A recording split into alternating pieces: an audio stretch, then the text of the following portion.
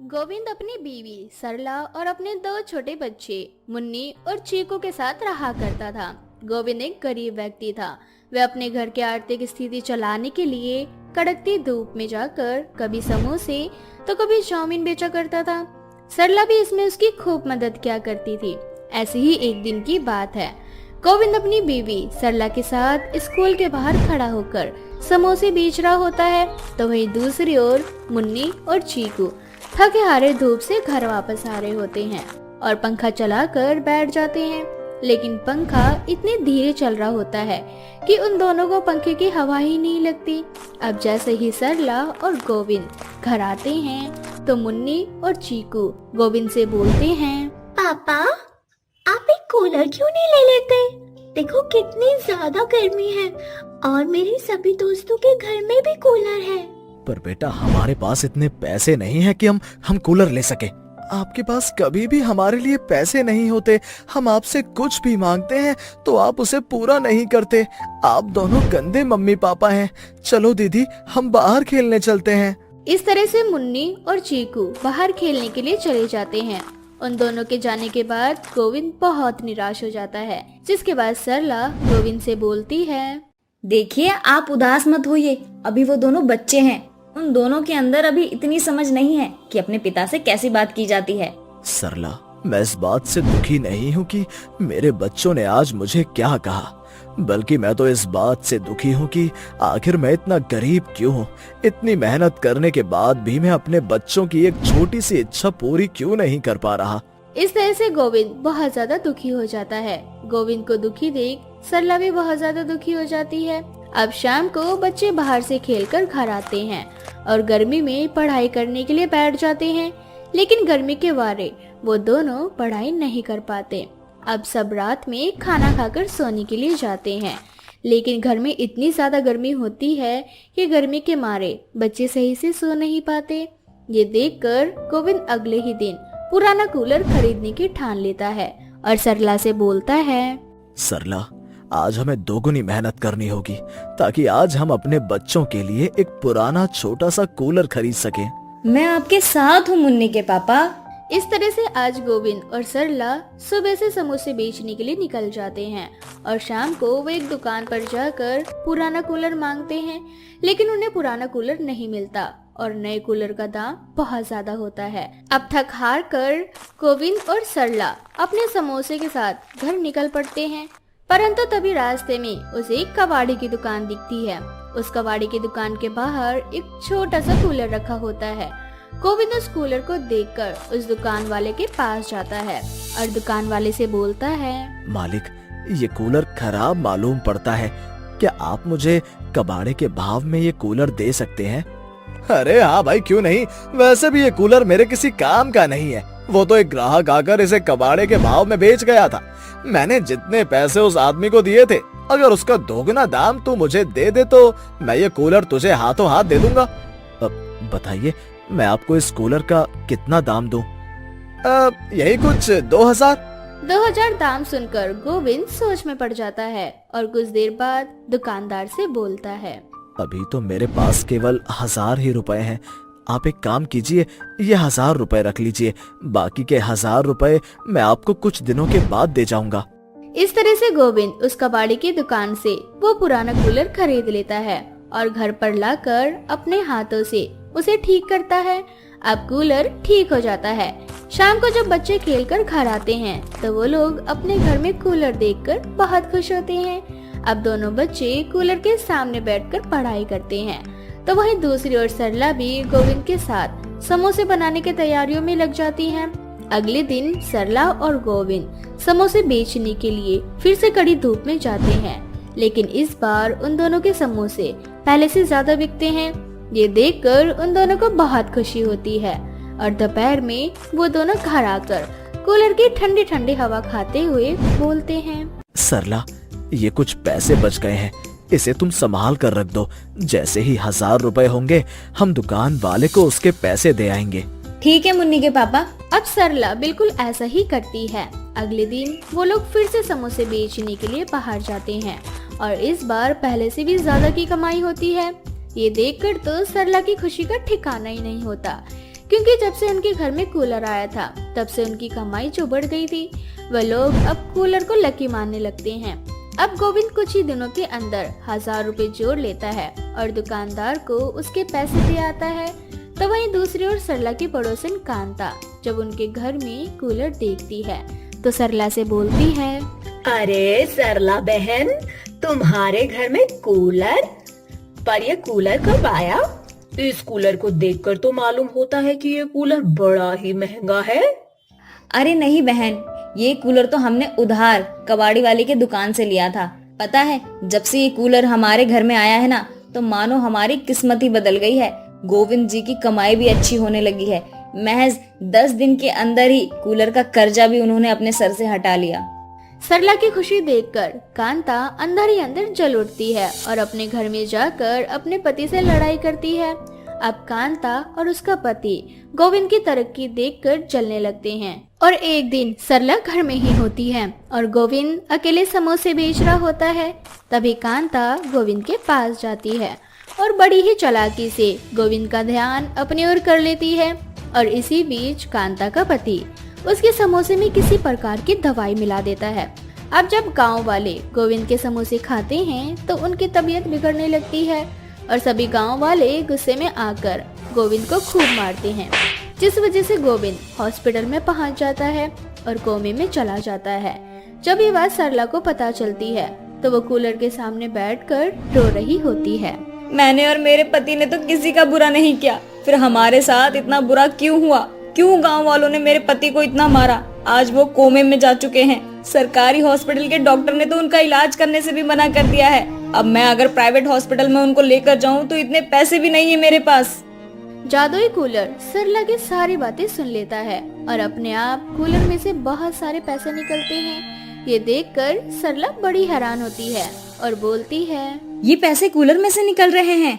सरला, क्योंकि मैं एक जादुई कूलर हूँ, मैं तुम्हारी बातें सुन सकता हूँ और मैं बोल भी सकता हूँ। मैं इतने दिनों तक मौन था क्योंकि मैं देख रहा था कि तुम लोग लालची हो या नहीं, परंतु नहीं, तुम और गोविंद एक नेक दिल इंसान हो। बस इसीलिए मेरी वजह से तुम्हारी कमाई बढ़ रही है। परंतु ईर्ष्या में आकर तुम्हारी पड़ोसन ने तुम्हारे पति के समोसे में किसी प्रकार की दवाई मिला दी, जिस वजह से गांव वालों की तबीयत खराब होने लगी। इसीलिए गुस्से में आकर गांव वालों ने तुम्हारे पति को पीटा और आज गोविंद कोमा में है। परंतु तुम्हारे पति ने मुझे ठीक करके मुझे जिंदा किया था, इसीलिए मैं तुम्हारे पति की जान बचाऊंगा। लेकिन तुम मेरे पति की जान कैसे बचाओगे? सरला, तुम गोविंद को हॉस्पिटल से घर ले आओ। जब उसे मेरी ठंडी हवा लगेगी तो वो अपने आप ठीक हो जाएगा। जादुई कूलर के कहने पर सरला अपने पति को हॉस्पिटल से घर ले आती है और जब जादुई कूलर की ठंडी हवा गोविंद को लगती है तो गोविंद पहले की तरह ठीक हो जाता है। जिसके बाद रात में कूलर चुपके से कांता के घर जाता है और दोनों पति पत्नी की खूब पिटाई करता है। साथ ही सरला उन दोनों के खिलाफ रिपोर्ट लिखवाती है और पुलिस उन दोनों को अरेस्ट कर लेती है।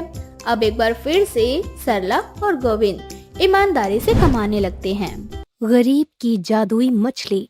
समुद्र के किनारे एक गांव था। उस गांव के ज्यादातर लोग मछली पकड़कर बाजारों में बेचते थे। उन मछुआरों का जीवन उस समुद्र की वजह से फल फूल रहा था। वो लोग समुद्र की पूजा करते थे।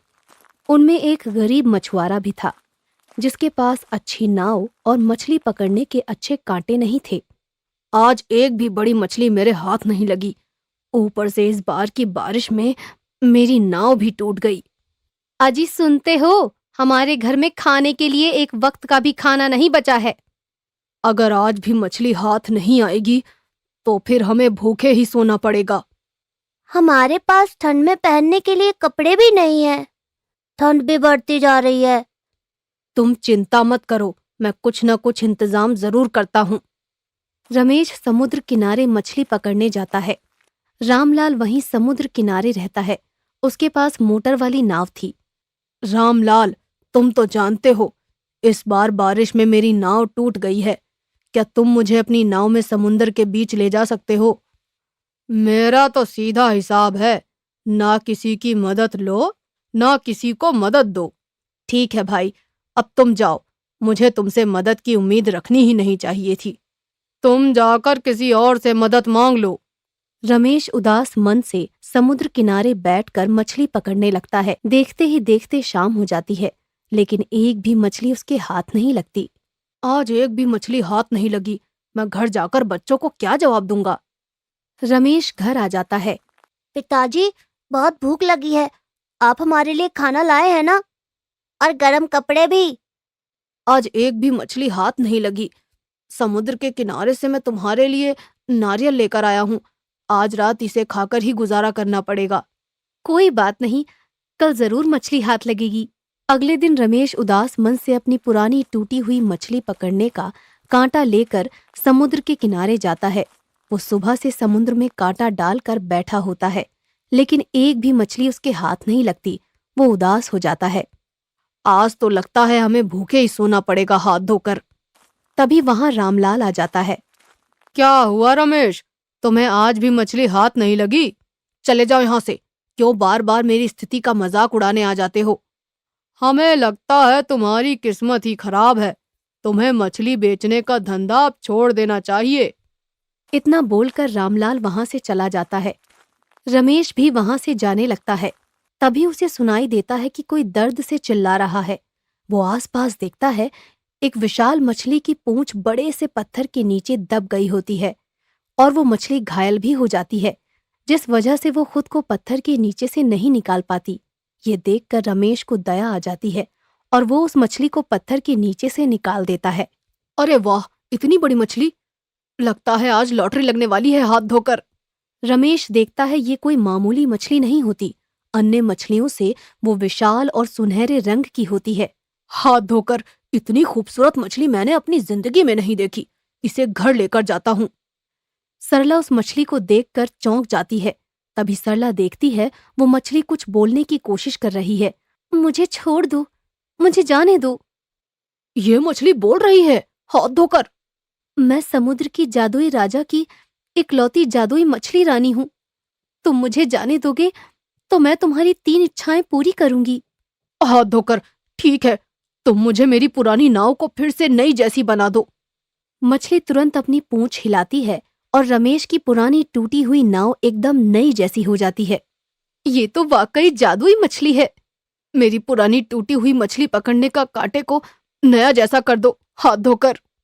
मछली फिर अपनी पूंछ हिलाती है और रमेश की टूटी हुई मछली पकड़ने का कांटा एकदम नए जैसा हो जाता है। मैं तुम्हारी तीसरी और आखिरी इच्छा तब पूरी करूंगी जब तुम मुझे समुद्र में ले जाकर छोड़ोगे। रमेश और सरला उस मछली को ले जाकर समुद्र के किनारे छोड़ देते हैं। बताओ, तुम्हारी आखिरी इच्छा क्या है? तुमने हमारी इतनी मदद की, हमें इससे ज्यादा और कुछ नहीं चाहिए हाथ धोकर। भगवान ने हमें मेहनत करके कमाने खाने के लिए हाथ और पैर दिए हैं। हम मेहनत की रोटी कमाकर खाएंगे। मुझे तुम दोनों की बातें सुनकर बहुत खुशी हुई। तुम्हें जब भी तुम्हारी आखिरी इच्छा मांगनी हो, यही समुद्र तट पर आकर सुनहरी मछली 3 बार चिल्लाना, मैं यहाँ आ जाऊंगी। इतना बोलकर सुनहरी मछली समुद्र में वापस चली जाती है। लेकिन रमेश का पड़ोसी रामलाल ये सब देख रहा था। रमेश और सरला वहां से चले जाते हैं। रामलाल समुद्र तट पर जाकर सुनहरी मछली 3 बार चिल्लाता है। सुनहरी मछली बाहर आ जाती है। रामलाल तुरंत उसे अपने जाल में पकड़ लेता है। वाह, इच्छा पूर्ति मछली! मैं तुम्हें महंगे दामों में बेच दूंगा। इतनी खूबसूरत मछली की मुझे अच्छे दाम मिलेंगे। मैं तुम्हारी 3 इच्छाएं पूरी कर सकती हूँ, लेकिन तुम्हें मुझे छोड़ना होगा। सुनहरी मछली बोल भी सकती है। ठीक है, तुम मुझे इस गांव का सबसे अमीर व्यक्ति बना दो। सुनहरी मछली अपनी पूंछ हिलाती है और रामलाल का घर महल में बदल जाता है, जो समुद्र तट के किनारे से भी दिखने लगता है। ये मछली तो बड़े काम की है। मैं इसे अपने घर ले जाता हूँ। फिर मुझे जब अपनी दूसरी इच्छा मांगनी होगी तो मैं मांग लूंगा। रमेश और सरला रामलाल के बदले हुए स्थिति को देखकर सब समझ जाते हैं कि ये जादुई मछली का कमाल है। अरे ओ रामलाल, आप रातों रात अमीर कैसे हो गए? मैंने तुम दोनों को सुनहरी मछली समुद्र किनारे छोड़ते देखा था। मैंने उस मछली को पकड़कर अपना गुलाम बना लिया है। अब मेरे पास सब कुछ है। मुझे काम करने की कोई जरूरत नहीं। ये आपने ठीक नहीं किया। जादुई मछली के जादू का फायदा नहीं उठाना चाहिए। रामलाल सुनहरी मछली को एक छोटे से बर्तन में रखता था, जिसमें वो ठीक से तैर भी नहीं पाती थी। सुनहरी मछली को देखकर रमेश को दया आ जाती है। ये समुद्र में रहने वाली मछली है, इतने छोटे बर्तन में कैसे रहेगी? हाथ धोकर। अब ये मेरी गुलाम है, मैं जो चाहूंगा जैसे चाहूंगा कर सकता हूँ। ये मेरे इशारों पर काम करेगी। तुम सुनहरी मछली का गलत इस्तेमाल कर रहे हो। मैं तुम लोगों की तरह बेवकूफ नहीं हूँ। इतना बड़ा जैकपॉट अपने हाथ से नहीं जाने दे सकता हूँ। हाथ धोकर। अब वक्त आ गया है मेरी तीसरी और आखिरी इच्छा मांगने का। हाँ, सही कहा आपने। रामलाल का घमंड हद से ज्यादा बढ़ गया है। सुनहरी मछली, मेरी तीसरी और आखिरी इच्छा है कि तुम आजाद हो जाओ और खुले समुद्र में वापस चली जाओ, हाथ धोकर। रमेश की इच्छा सुनकर मछली अपनी पूंछ हिलाती है। तभी जोरों की बारिश होने लगती है और रामलाल का महल समुद्र के अंदर डूब जाता है और सुनहरी मछली वापस समुद्र में चली जाती है। हाय राम, मैं तो लुट गया, बर्बाद हो गया। रामलाल भैया, आपने उस मछली के जादू का गलत प्रयोग किया। अगर आप उसका सही प्रयोग करते और अपनी मेहनत पर विश्वास रखते तो ऐसा कभी नहीं होता, हाथ धोकर। अपनी मेहनत से कमाया गया धन ही असली धन होता है। तुम लोग ठीक कह रहे हो। अब से मैं भी मेहनत की कमाई खाऊंगा और फिर कभी लालच नहीं करूंगा। सुनहरी मछली गहरे समुद्र में चली जाती है और फिर कभी वापस नहीं आती। रोशनी नाम की एक लड़की कहीं जा रही होती है। तभी उसकी नजर एक लड़के पर पड़ती है। उसकी अच्छी पर्सनैलिटी देखकर रोशनी उसकी जेब से पटवा निकाल लेती है। तभी अमन नाम का एक लड़का उसे चोरी करते हुए देख लेता है और वो उसका हाथ पकड़ के उसे साइड में ले जाता है और उससे बोलता है, तुम चोरी कर रही थी? अभी पुलिस को फोन करके बुलाता हूँ। अरे नहीं नहीं, वो तो उनका पर्स गिर गया था। मैं तो बस उनके पॉकेट में उनका पर्स रख रही थी। वो तो मैंने अपनी आंखों से देखा है। आज छोड़ रहा हूँ। आइंदा से मैंने तुम्हें चोरी करते हुए पकड़ा ना तो तुम सीधा जेल में नजर आओगी। इतना बोलकर अमन उसे छोड़ देता है और रोशनी खुद से बोलती है, मुझे धमकी देता है साला। जब मैं इसकी जेब काटूंगी तब इसे मेरे हाथों की सफाई के बारे में पता चलेगा। इतना बोलकर रोशनी वहाँ से चली जाती है और अगले दिन उसी जगह पर जाती है जहाँ वो अमन को देखती है। अमन को देखते ही रोशनी उसकी जेब काट लेती है और उसके सामने जाकर उन पैसों को गिनने लगती है और उससे बोलती है, अब ये सारे पैसे मेरे हैं, बाय। इतना बोलकर रोशनी वहाँ से चली जाती है। जिसके बाद अमन को पता चलता है कि इस बार रोशनी ने किसी और की नहीं बल्कि उसी की जेब काटी है। इसी तरह से रोशनी अब रोज उसकी जेब काटने लगती है और ये सिलसिला शुरू हो जाता है। अब रोशनी कभी अमन की घड़ी चोरी करती है तो कभी उसके पैसे। इसी बीच अमन को रोशनी से प्यार हो जाता है और कहीं न कहीं रोशनी भी अपना दिल अमन को दे बैठती है। उन दोनों की नजदीकियां बढ़ने लगती है और एक दिन अमन रोशनी से बोलता है, एक काम करोगी? तुम एक बार बोल कर तो देखो अमन। देखो रोशनी, मेरी गवर्नमेंट जॉब है और हमारे पास पैसों की कोई कमी नहीं है। इसलिए मैं चाहता हूँ कि तुम ये पैसे बचाने के लिए छोटी मोटी चोरियाँ करनी बंद कर दो और माँ को कभी तुम्हारे इस काम के बारे में ना पता चल सके। ठीक है, अब से मैं चोरी नहीं किया करूँगी। अब रोशनी अमन की बात मान जाती है और बहुत जल्द अमन रोशनी को अपनी माँ से मिलवाता है और कुछ ही दिनों में उन दोनों की शादी हो जाती है। शादी होने के बाद जब रोशनी घर में आती है तो रोशनी की सास और मिनी उन दोनों को दरवाजे पर खड़ा करके उन दोनों की आरती उतारने लगती है। लेकिन मिनी जब रोशनी का मुंह मीठा कराने के लिए थाली देखती है तो थाली में रखे पैसे और मिठाइयाँ गायब हो चुके हैं। जिसके बाद मिनी बड़ी हैरानी के साथ बोलती है, अरे थाल में मिठाई और पैसे रखे थे, कहाँ गए? मुझे अच्छे से याद है, मैंने इसी थाल में कुछ मिठाई और पैसे रखे थे। हे भगवान, अब अपनी बहू का मुंह कैसे मीठा कराऊं? माँ जी, ये मिठाई और पैसे मेरे हाथों में है। लेकिन बहू, तेरे हाथ में मिठाई और पैसे कहाँ से आए? बेटा अमन, तू घर में लक्ष्मी लेकर आया है या फिर लक्ष्मी चुराने वाली बहू? अरे माँ जी, इसे चोरी नहीं, हाथों की सफाई कहते हैं। माँ, दरअसल रोशनी को जादू करने की आदत है। मिनी अब सारी बातों को इग्नोर कर देती है और अपनी बहू का गृह प्रवेश करवाती है। अब ऐसे ही कुछ दिन बीत जाते हैं और एक दिन अरे बहू, मेरे घुटनों में बहुत दर्द हो रहा है, मुझसे चला नहीं जा रहा।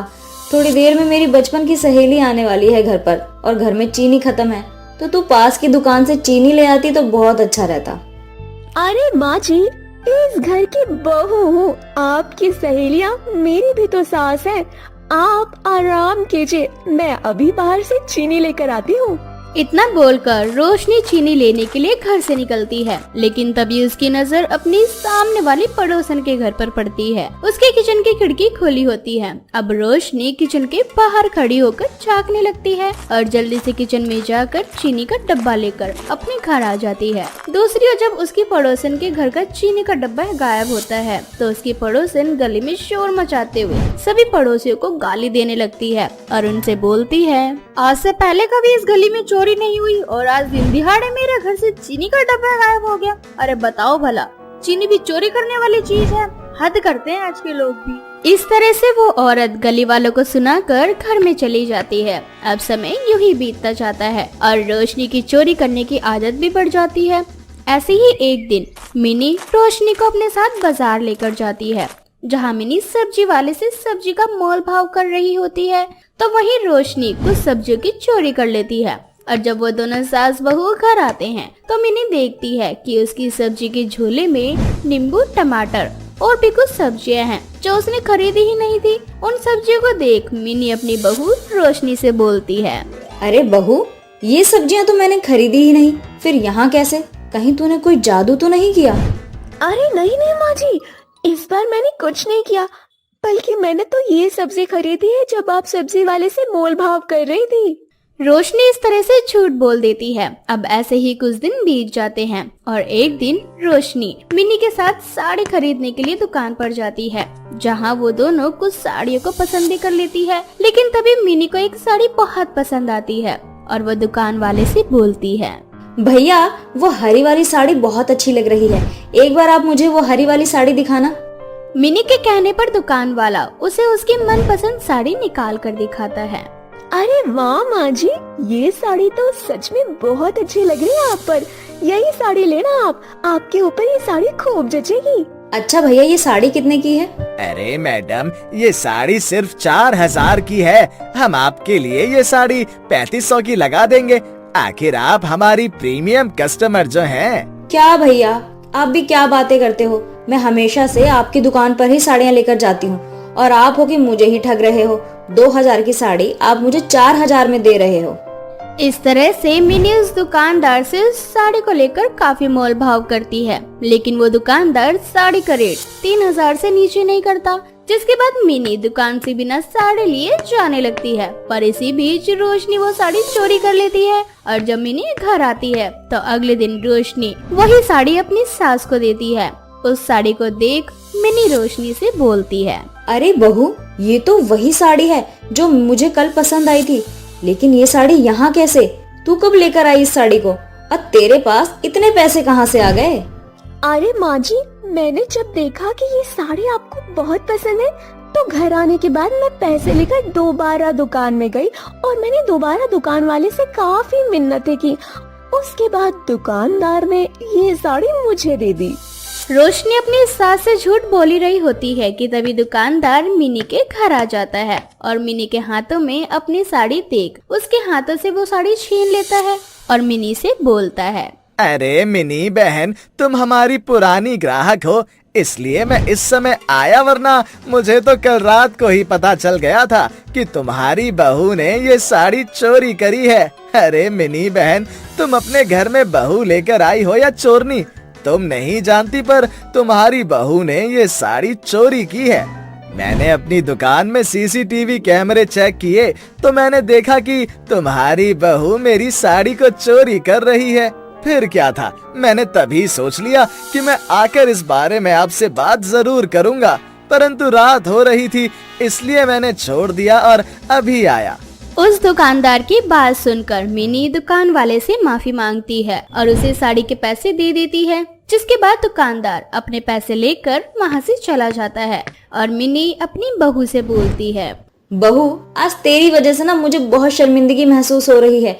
मैं तेरी हर गलतियों को नजरअंदाज करती रही, लेकिन आज तूने हद कर दी। अब मैं समाज को क्या मुंह दिखाऊंगी?